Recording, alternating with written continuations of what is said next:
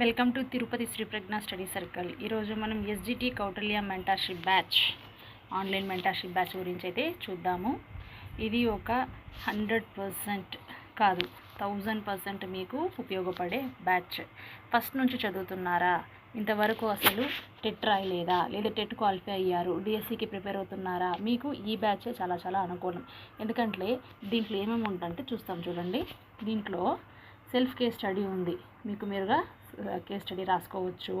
తర్వాత చదువుకోవడానికి అనుకూలంగా ఇందులో చూడండి పీడిఎఫ్ నోట్స్, ప్రతిదానికి PDF notes, question paper, online exam అన్నీ ఉంటుంది.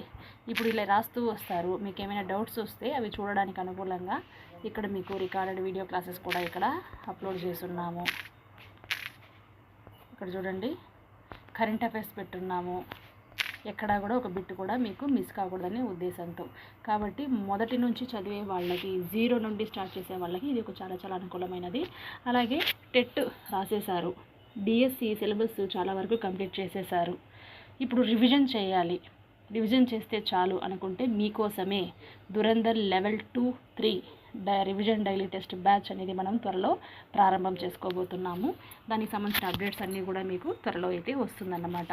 ఇప్పుడు ఈరోజు షెడ్యూల్ ఒకసారి మనం చూద్దాం, ఏం చదవాలని.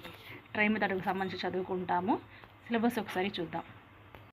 ట్రై మెథడ్కి సంబంధించి ఏమేమి చదువుకుంటామంటే ఇక్కడ చూడండి, బ్లూ ప్రింట్కి సంబంధించి చదువుతాము, బోధనోపకరణాలు, ఆపరేషన్ బ్లాక్ బోర్డు, తర్వాత ఎడ్గార్డ్ గెల్ శంకు. ఈ ఎడ్గార్డ్ గెల్ శంకు నుంచి ఖచ్చితంగా బిట్ అయితే వచ్చి తీరుతుంది. తర్వాత రిజిస్టర్లు చాలా చాలా చాలా ముఖ్యమైన టాపిక్. ఈ రిజిస్టర్ల నుంచి అయితే కూడా బిట్ ఖచ్చితంగా వచ్చి తీరుతుంది అనమాట.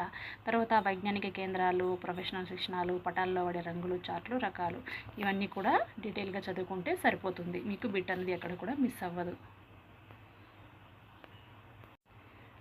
పీడిఎఫ్ నోట్స్ చూడండి, చాలా డీటెయిల్గా ఉంది, ఇక్కడ చాలా నీట్గా ఇచ్చున్నాం. బ్లూ ప్రింట్, భారత పట్టికల తయారీ, ఇక్కడ చూడండి దేనికి ఎన్ని మార్కులు ఇచ్చుకున్నాం అనేది భారత పట్టిక. ఇక్కడ చూడండి విషయ అవగాహనకు 32 మార్కులు అయితే శాతం ఎంత, 40%. ప్రశ్నించడం పరికల్పనకు అయితే 8, 10 ఈ విధంగా మనము ఇచ్చుకోవడం అయితే జరుగుతుంది. అలాగే ప్రశ్న స్వరూప భారత పట్టిక, ఎలాంటి ప్రశ్నలు ఉంటాయి, వ్యాసరూప ప్రశ్నలు అన్నమాట. ఈ వ్యాసరూప ప్రశ్నలు అంటే పారాగ్రాఫ్ క్వశ్చన్స్, మనం కథలుగా రాసి ఉంటాం, అది ఈ వ్యాసరూప ప్రశ్నలు. తరువాత లఘు సమాధాన ప్రశ్నలు అంటే వన్ లైన్ ఉంటుంది. అతి లఘు సమం అంటే 1 వర్డ్స్ ఉంటుంది. తర్వాత బహుళైచ్ఛిక ప్రశ్నలు అంటే యాజ్ యూజువల్గా ఉంటే గ్రామర్ పాయింట్స్ అన్నీ కూడా వచ్చేటువంటిది అన్నమాట. ఇవన్నీ చదవండి, ఖచ్చితంగా మీకు ఉపయోగపడుతుంది. Thank you for watching.